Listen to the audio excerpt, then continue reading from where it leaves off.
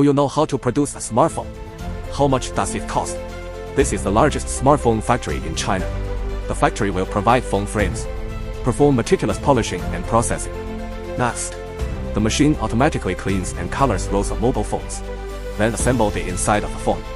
Artificial intelligence mechanical equipment in the factory after completion automatically turn on the smartphone.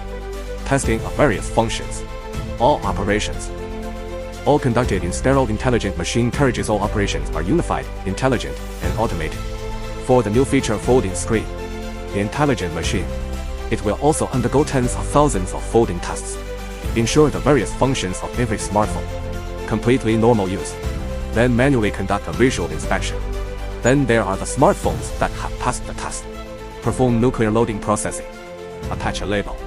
Then, the machine will automatically package and pack the items.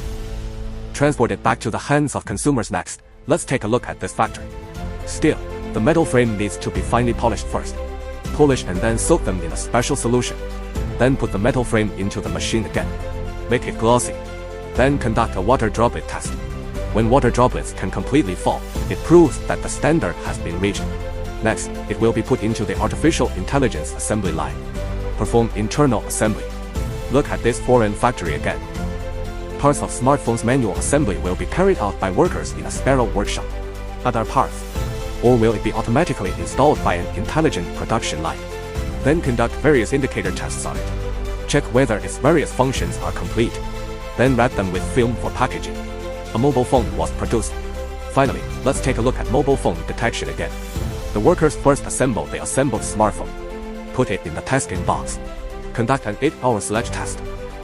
Then press them again 2000 times after the pressure test. They will be put into the testing box. Conduct high and low temperature tests. Next is the test of the power on/off button. Then put them into the testing box. Conduct a 0.5 m anti-drop test. Finally, 50,000 tests were conducted on the camera.